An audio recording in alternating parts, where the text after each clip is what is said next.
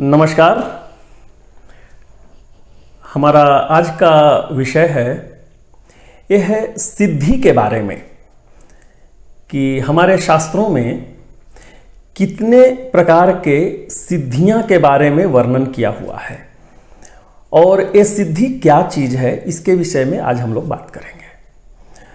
तो अगर हम एकदम बिल्कुल सिंपल भाषा में अगर हम बोलें कि यह सिद्धि क्या है, तो हम ऐसे बोल सकते हैं कि कोई असामान्य कौशल को पा लेना, किसी भी तरीका से असामान्य कौशल को, असामान्य विद्या को पा लेना को ही हम सिद्धि बोलते हैं।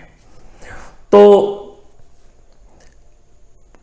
कितने तरह का सिद्धियां हैं, हम लोग उसके विषय में अभी हम बात करेंगे। तो जो इसमें से हमारे जो शास्त्रों में जो वर्णन है उसके अनुसार 8 सिद्धि माना गया है, अष्ट सिद्धि जिसको हम लोग बोलते हैं।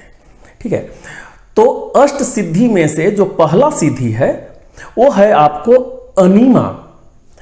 अनीमा सिद्धि ये होता है कि अगर जो व्यक्ति इस सिद्धि को अगर पा लेता है तो उसके अंदर यह क्षमता आ जाता है कि वो अपने आप को बिल्कुल छोटा कर सके, वो जितना चाहे उतना छोटा कर सके।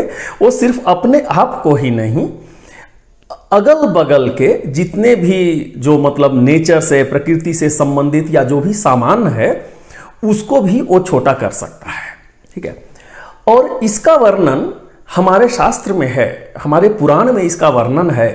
अगर आप रामायण जब देखेंगे तो इसका वर्णन है कि जब हनुमान जी जब वो श्रीलंका मतलब जब जा रहे थे, लंका जब वो जा रहे थे मां सीता का पता करने के लिए, तो उन्होंने अपने शरीर को 2 बार बहुत सूक्ष्म किया था। ठीक है, तो जैसे उसमें एक होता है कि जब सुरसा, जब राक्षसी जब उनको मिलती है तो एक बार तो वो बड़े कर लेते हैं, फिर वो बहुत ही छोटा अपना शरीर करके और उसके मुंह से ही बाहर निकल जाते हैं। और दूसरा यहाँ पे है कि जब वो लंकनी राक्षस जब उनको रोकती है, जब वो लंका में घुसने का जब प्रयास कर रहे होते हैं, तो उस समय भी वे एक मच्छर का रूप धारण कर लिए थे। ठीक है, तो वो कैसे धारण किए थे, वो यही जो सिद्धि है अनीमा, इसी सिद्धि के द्वारा ये पॉसिबल हो पाया था। ठीक है, तो पहला सिद्धि है अनीमा सिद्धि। दूसरा जो सिद्धि है वो है महिमा सिद्धि। तो जो महिमा सिद्धि है वो अनीमा का उल्टा है। इसमें क्या होता है कि जो व्यक्ति इस सिद्धि को प्राप्त कर लेता है उसके अंदर यह क्षमता हो जाता है कि वो अपने आप को बहुत बड़ा, बहुत विशाल कर ले सकता है। अपने आप को या जो वस्तु जिसको भी वो चाहे, वो अपने साथ साथ वस्तुओं को भी वो बड़ा कर सकता है। और इसका भी वर्णन रामायण में है। सुरसा जब राक्षसी आई थी तो जैसे जैसे सुरसा अपना मतलब अपना मुंह जो है वो बड़ा कर रही थी, उसी तरीका से हनुमान जी भी अपने शरीर को बहुत बहुत बड़ा कर रहे थे वहां पर। ठीक है, तो ये दूसरा हमारा सिद्धि है जो है महिमा। तीसरा जो सिद्धि है वह है गरिमा सिद्धि। तो गरिमा सिद्धि में क्या होता है कि जो व्यक्ति इसको पा लेता है, कर लेता है, सिद्धि कर लेता है इस गरिमा को, वो उसके अंदर ये क्षमता आ जाती है कि वो अपने आप को या कुछ वस्तु को, जिसको भी वो चाहे, वो बहुत ही भारी कर सकता है, बहुत ही भारी बना सकता है उसमें। इसका भी उदाहरण हमारा रामायण में है। ठीक है, जैसे कि उसमें एक उदाहरण तो है कि जब अंगद जब रावण के सभा में जाते हैं दूत बन करके बोलने के लिए कि आप सीता को छोड़िए, जब वहां पे कुछ ऐसा माहौल बन जाता है तो वो अपना पैर को वहीं पे खड़ा कर देते हैं और वो सभी को बोलते हैं कि अगर आप लोग मेरे पैर को अगर हटा दीजिएगा तो हम बिना मां सीता को लिए यहां से चले जाएंगे। देखिए, वो अंगद उस समय उनका कोई बहुत बड़ा उम्र नहीं था, बच्चे ही थे, लेकिन इस सिद्धि के द्वारा, इस सिद्धि के ऊपर उनको इतना कॉन्फिडेंस था वो कि वो अपने पैर को वहां पे इतना भारी कर लिए थे कि वो पैर किसी से हिल नहीं पा रहा था। ठीक है, तो ये भी हमारा रामायण में इसका वर्णन है।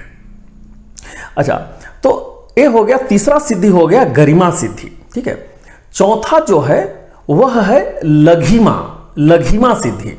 ठीक है, तो लघिमा सिद्धि में क्या होता है कि जो व्यक्ति इसको सिद्धि को पा लेता है उसके अंदर यह क्षमता आ जाता है कि वो अपने शरीर को बहुत ही हल्का कर सकता है। ठीक है, इसका भी उदाहरण है रामायण से ही कि जब हनुमान जी जब संजीवनी बूटी लाने के लिए जब वो पहाड़ पे जब गए थे तो वे पहाड़ के साथ में उड़ करके चले आ रहे थे। देखिए, जब वो लंका जा रहे थे तो वहां पे वो उड़ करके नहीं गए थे, वहां पे एक छलांग में गए थे, वो जंप किए थे। ठीक है, ऐसा वर्णन है हमारा रामायण में। लेकिन जब वो संजीवनी बूटी लेकर के आ रहे थे तो वो जंप करके नहीं, उछल करके नहीं, वो उड़ते हुए आ रहे थे, ऐसा वर्णन है हमारे रामायण में। तो वो उड़ना कैसे पॉसिबल हो सकता है? क्योंकि वो अपने शरीर को इतना हल्का कर लिए थे कि वो हवा में उड़ सकते थे। ऐसे अपने शरीर को ही नहीं, शरीर के साथ साथ में, जैसा कि हम पहले भी बोले कि कोई भी चीज को जिसको वो चाहे तो वो साथ में पहाड़ को भी इतना हल्का कर दिए कि साथ में लेकर के वो उड़ रहे थे। तो ये हो गया आपको लघिमा सिद्धि। और जो पांचवा सिद्धि है वह है आपको प्राप्ति सिद्धि। तो प्राप्ति सिद्धि में क्या होता है कि जो व्यक्ति इस सिद्धि को कर लेता है, सिद्ध कर लेता है, उसके अंदर ये क्षमता आ जाता है कि चाहे तो वो कुछ सामान का निर्माण कर ले या जिसको वो चाहे अपने पास बुला ले।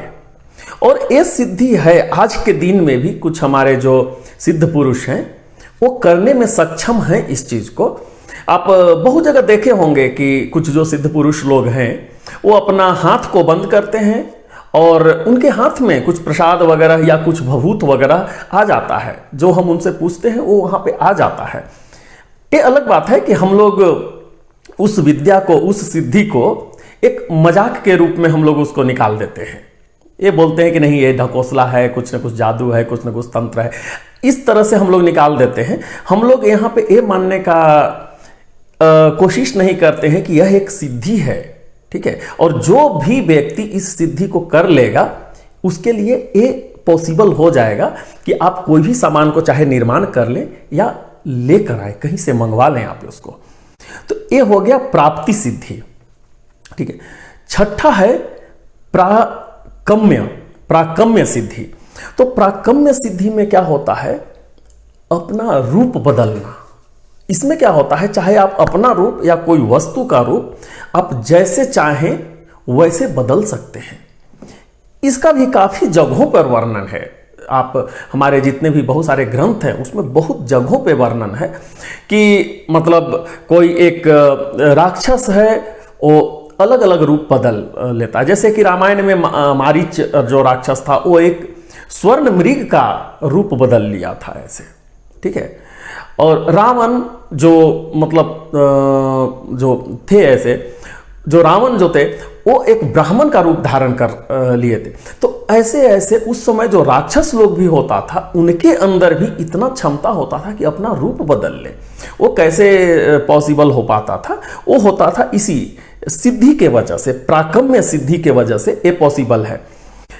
तो ये हो गया छठा सिद्धि प्राकम्य। अब जो सातवां सिद्धि जो है वह है ईशिता।